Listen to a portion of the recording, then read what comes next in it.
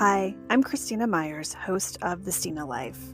In this episode, we will explore how energetic attachments and societal conditioning have left most of us feeling powerless, and how we are collectively shedding the layers of old programming in order to finally step into our own power. Let's get into it.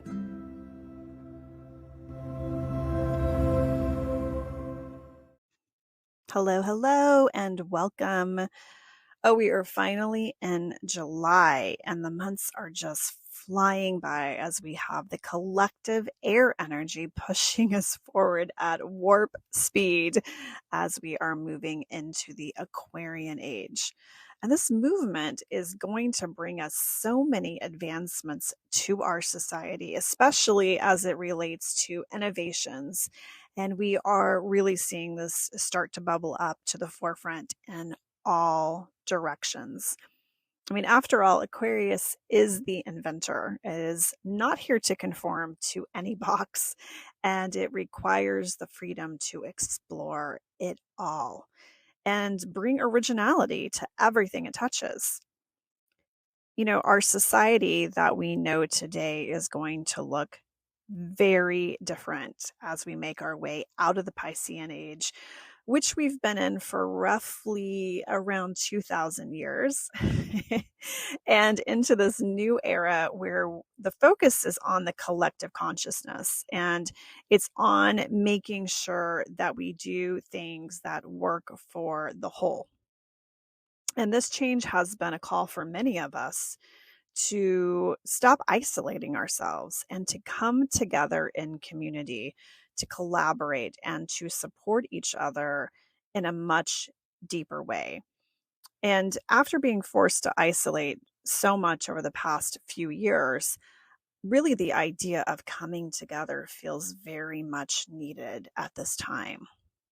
You know, after all, we are social creatures. And for thousands of years, we lived in tribes and we lived in communities with all ages working and living together for the greater good of the group, of the whole. And while we didn't necessarily have as much freedom in those times to explore and expand and follow maybe what our heart was wanting us to do, we did have that support system in place to help us in everyday aspects, right? Raising our children, growing food together, having people help us build our homes, taking care of our elders, and, you know, sitting together in a circle, sitting together with our tribe and passing down the wisdom and the knowledge of our elders to the younger generations. And I think the more that we have spread out, the more that we've been able to travel and the more options that we have in front of us, we've kind of lost our ability to connect in so many ways, especially we always have these devices in front of our faces. And so we're connecting in that way more than we are face to face with people. And, you know, with the advancements of technology, it's been great in many ways because we are still able to gather. And the cool part is we can gather from all parts of the world at one time without having to actually travel to be together in community. And that's a really cool aspect of it as well. And, you know, for some of you who are really tapped into your intuition, you are also connecting with these off-planet energies that are also coming in to help us support, you know, humanity, support our growth, and also encourage us to evolve as we move into this new age. So, in one way, we are really expanding and having these amazing opportunities in front of us. And another way, you know, we really are needing to still think about gathering in person with groups and connecting out into the community because we do need each other, especially at this time as we move into the Aquarian age. We have so many energetic shifts happening, and I talked about this in detail in the July energy forecast. And it's been really interesting to see these energetic shifts activating and um, moving through not only clients but also friends and events that I have been attending. And it's been so cool to see people shedding lots of layers and really, figuring out and finding their own voice and their unique journey and proposition in the world at this time. And this last week, we had this full moon in Capricorn that was definitely a pivotal moment for helping support all of us in breaking down these old structures and these limitations that have been placed upon us from really our societal conditioning, as well as, we're carrying this for our ancestors. And the energies are helping us to turn inward, to go inward and work on our inner landscape. And this week, we also have another big event as we are moving into the 7/7 Sirius portal, which is really demanding that we step into our power, that we shine our light into this world. And one of the biggest areas of the body that I am seeing impacted by these shifts is our solar plexus chakra. And to translate that for those of you who are not familiar with the chakra system, the energy centers in our body, this is our stomach area, to be precise. And our stomach, the whole area of our stomach, if you think about it, it covers a big portion of our body. It's a really interesting place on the physical body because its main function is to take in food, to break the food down, to integrate the nutrients that our body needs to fuel it, and then release it from the body. But this whole area is made up of many very important organs within our system. It includes our liver, it includes our gallbladder, it includes our small intestines, and it includes even the kidneys. Now, from an energetics perspective, each of these organs are very unique, and each of these organs hold on to different kinds of emotions, which is why it can be very complex to work with and can be very layered with many different types of energetic congestion points. And as an energetics practitioner, I spend a lot of time working with the solar plexus chakra. So to give you some background on the solar plexus chakra from an energetics perspective, let me dive into this a little bit more. So our solar plexus chakra begins to really develop and activate when we are teenagers. So from the time we are born until the time we go to school, from about age 0 to age 5, we have another chakra that is very prominent, and that's called our root chakra.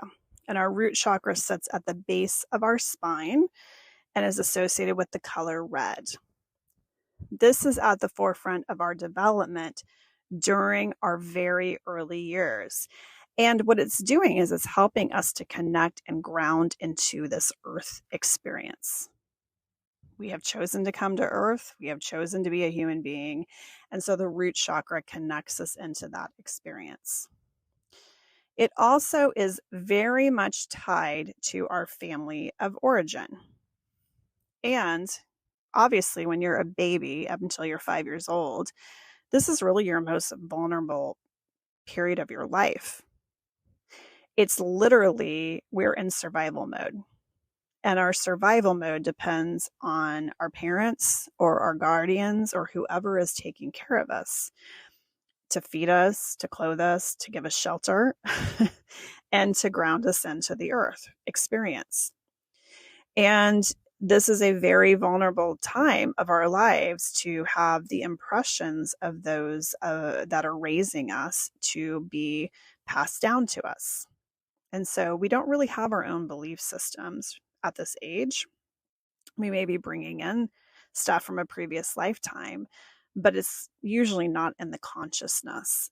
We usually have our memories erased and the consciousness erased so that we can fully experience this very big period of our life, which is all about the conditioning from those around us. And so, because the conditioning is so strong and we're so vulnerable and we're all like sponges during this period of our lives, we tend to carry those experiences and those impressions and conditionings through our entire life. It's really the lens in which we see the world around us. And we don't start to change our perspective of the conditioning until we get a little bit older, right? And for many of you who are empaths or healers yourselves, in the astrology chart, and I love doing natal readings for this reason, I look at the first, second, third, and fourth house for the early childhood conditioning. What is happening from the time you're born until your early childhood? And what is the setup that you have chosen to work out in this lifetime?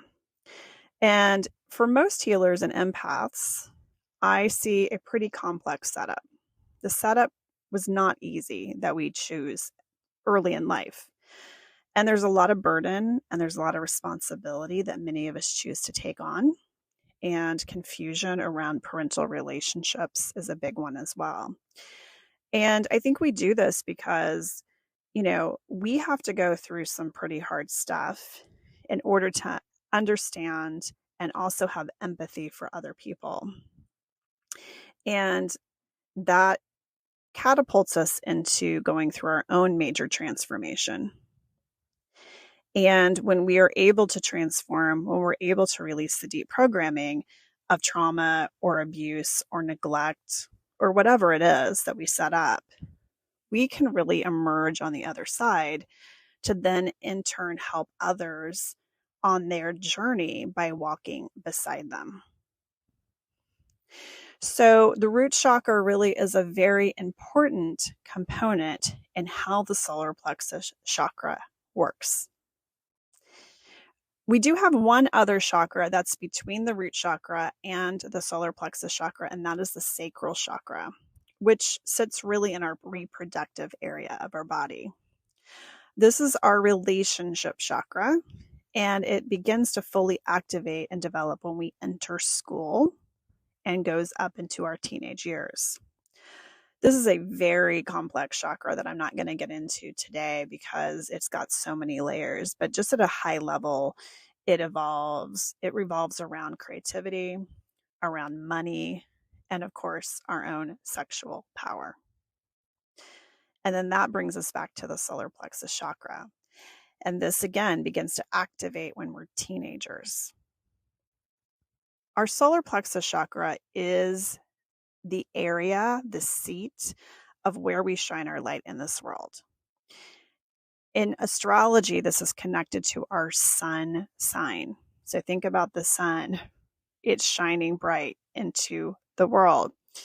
And this can, be dimmed. Our sun can be dimmed, again, depending on what those early conditionings and the early childhood experience entails. We begin to really develop the chakra as we begin to explore the world outside of our family unit.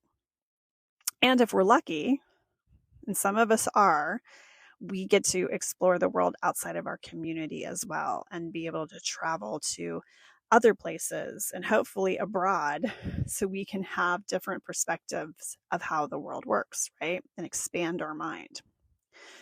When this chakra begins to come online, there can be a lot of friction and a lot of tension that can activate because of this. Because you start to form your own ideas. You start to form your own opinions. You start to have perspective that differs from the family of origin. And this can cause you to start to examine some of the flaws that were in the family unit that you were raised within. But what's interesting about the root chakra is that the ties are so deep here. They're deep and they're complex. If you've ever heard the term, blood is thicker than water. This is a perfect analogy and saying for the root chakra, because a lot of times we put loyalty especially family loyalty, defending the family over our own needs. And so this is why this can be extremely complex. Also, from an energetic standpoint, there are very strong energetic cords of attachment between you and your family of origin that are formed. And I equate this to an umbilical cord. So, as a baby, when you're in utero, you have an umbilical cord to your mother, and that provides you all the nutrients and the oxygen and everything else that you need to grow and survive. Well, when you come out of utero and you start to develop, and there's basically an energetic cord that attaches to you, to your mother, to your father, to your siblings, to your friends. Think of like lots of little umbilical cords that start to form between you and people that you form relationships with. But the deepest ones are usually with the family of origin, because again, this is the lens that you grew up with. This is the perspective and the conditioning that you receive. So it's very deep cords that can form here. And, to cut the cord and to step fully into your own power can be very, very tricky.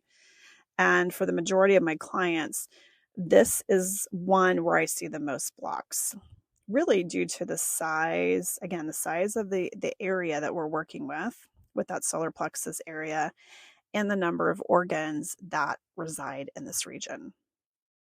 So the main organs, and each of these organs have different functions, both what they do for your body as well as the emotional function. They include your stomach. So the stomach is all about digesting. And if you are experiencing stomach issues, you may want to ask yourself, what is it that I am not able to digest? Or what is it that I'm really sick of? Most of the time, I'm going to see emotions here that are very painful or too difficult to really process and digest through. And because this is also tied to our power, if we feel powerless, if we feel that our power was taken away from us, that things were very much out of our control, that we couldn't change course, especially when we're young, we have no control over the course, this can greatly impact our stomach. And it's also the most sensitive to our environment. So again, we're taking in all of these energies that we encounter every day. In fact, we can take in pretty much everything through our stomach. And if you are under an enormous amount of stress from work or from your life or from a situation, this can be very, very hard on the stomach. And so the stomach really needs extra attention here. Another organ is the liver. Our liver is so very important because it performs over 500 functions in the body. Very complex. It's also an amazing organ because if you have to cut a piece of your organ out, it will regrow, it will regenerate. And this organ helps us to break down bile and to help carry away waste. So things that are no longer useful for us. And that carrying away helps us to flow. It helps us to flow through life. And that flow helps us to move through situations much easier and step into our highest potential. And when we become stagnant or we become stuck in our ways, including if we're holding on to emotions like anger or frustration, it's asking you to look at what is preventing you from fully stepping into your highest potential. And what are some of those things that you need to release and let go of? The next big organ is the gallbladder. And this is considered a pivot point in our body because it helps us to break down fats. So that's its literal function. But in the emotional side of things, what it does is it stores imbalances in any of our relationships that we had. So if we didn't have healthy relationships, especially from early childhood, Maybe our boundaries were crossed. Maybe, things were not firmly established. Maybe we were frustrated about the situation. Those are all things that will show up within the gallbladder. And finally, the next organ, the last organ, last main organ, because there's others, is the kidneys. So our kidneys are all about our life path. And when impacted, we have to ask ourselves, where are we off from our life path? A lot of times there's a lot of pressure from families that you must follow a certain path, that you must go to school and get a job, or you must follow a certain career. That doesn't light you up. That doesn't fulfill you. And when you are not on a path that fills you, that gives you joy, that lights you up, the kidneys can have a lot of problems processing this. So it's a big one that is also part of our solar plexus that need to be examined. So the big message here with the energies right now and how they're supporting you is, how can we look at the layers that we have built up around us? And how can we leverage these energies to help literally release these layers? And, sometimes we have to peel things back like an onion. We have to go layer by layer and examine what's under the surface. What's the conditioning we received? What emotions am I holding on to? Emotions can travel from this lifetime to previous lifetimes from our ancestors as well. And so, what are some of the things that maybe we're holding on to that are not ours? What are the things that we're holding on to that maybe our ancestors have passed down to us? Or what are the things that we are holding on to and we're repeating from previous lifetimes? Because we tend to do that. We tend to repeat the same storyline over and over. I know this may be a silly example, but I think this is one, that I like to use, since it was such a public display of this process of, really activating the solar plexus chakra and stepping into personal power. And that is of Prince Harry. He's the prince that was part of the British royal family. And, a year or two ago, he made the decision to leave the royal family and move to America. And this was a very public example of someone fully stepping into his solar plexus, activating his solar plexus, and stepping into his personal power and pulling back his power. And you want to talk about family conditioning. Wow. I mean, the British royal family, deep, deep, deep history, pomp and circumstance, expectations, and programming that has been passed down for thousands of years. And it's not only embedded within the family structure, within the family DNA, it's also in the cultural landscape. So, love him or hate him, it took bravery and really big guts to say, this is not my path. And this is me stepping into my personal power and taking my power back. And I will do whatever it takes to do that and to shine my light into the world. So just know that when you are going down this path and you're looking and examining this is big work. Huge work that you're doing. And the energies right now are helping to support you in shedding the layers of emotional, mental, physical, and spiritual blocks that have really been put in your way. They've been put in your way. They are gifts to you. They are gifts to you to let go of and examine what's been blocking you. And this is the lifetime to do it. This is a cleanup lifetime for most of us. So this is the lifetime to do it. So I encourage you to tap into the 7-7 portal energies. And then when we collectively change the nodes, we're going to change signs later this month. This will also be a great time because we're moving from Taurus and Scorpio into Aries and Libra. And Aries and the North Node, collective North Node, is asking you to take charge of your own destiny. So huge opportunities are all around you. Shifting gears now, I want to tell you about some upcoming events and offerings that I have cooking and available right now. So, talking about personal power, I work with many women and have been in the corporate world in my previous lifetime for many years. And I've worked with a lot of women leaders and business owners. And there are so many talented and amazing women out there.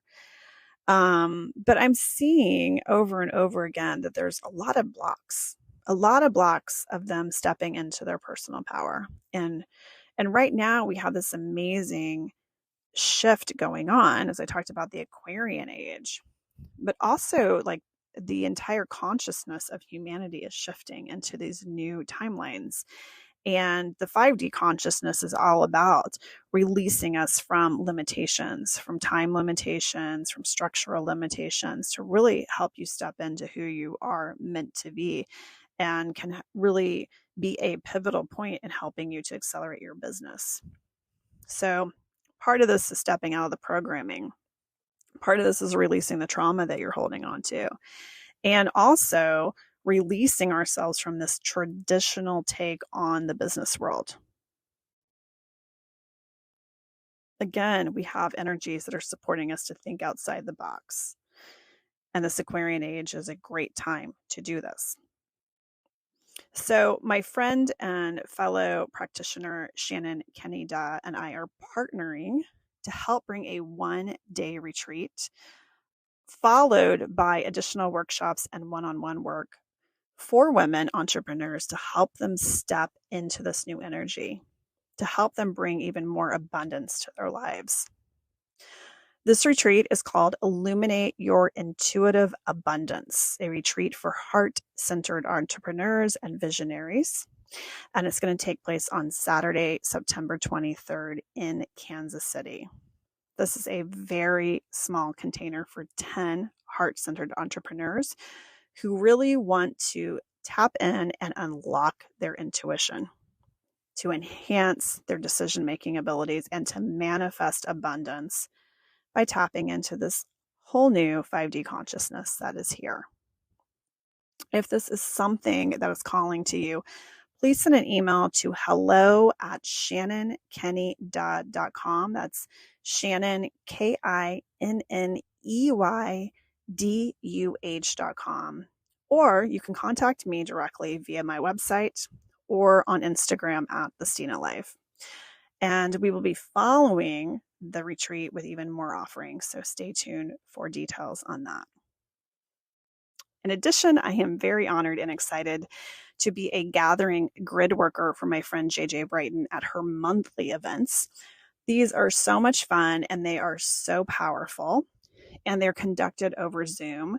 And we have people from all over the world joining us. So if you consider yourself a light worker, if you're interested in activating galactic parts of yourself, if you're tapping into light language, think about coming to these events. They are super great and fun. So upcoming events I will be helping co-facilitate are the 777 Syrian Gateway Activation event on Friday, July 7th. That's going to take place at 6:45 p.m. Pacific. Then the next one is the Remembering Avalon Gathering on Sunday, July 30th at 8 a.m. Pacific. And finally, the Fairies, Dragons, and Elementals Gathering on Sunday, July 30th at 7 p.m. Pacific. All of these events are recorded if you're not able to make the live, and you can register at JJ's website, which is activationswithjj.com. Finally, if you are interested in shedding the layers of emotional trauma and conditioning that I was just talking about, my friend and fellow energetics practitioner, Andrea Schickenbrock, and I are offering an 8-week one-on-one container called Soul Sync Freedom Sessions. These are so transformational. They're one-on-one sessions. You get 8 one-on-one sessions with us where we customize each of your sessions to focus on what you really want to fully release. And this is going to allow you to step into your power. This includes an Akashic Records reading, which is looking at all of your different lifetimes to understand what themes that you may be repeating that you want to release. We also look at ancestral trauma, emotions, and several other modalities depending on what your needs are. So if this is of interest to you and you want to learn more, please email me or send me a DM on IG to schedule a complimentary intro call with us, and we will see if this is the right fit for you. Thanks for listening to this episode. You can find more information on sessions and classes at stinamyers.com or follow me on Instagram and TikTok at the Stina Life. If you've enjoyed this episode, please follow and review. Take care of yourselves, and I will see you next time.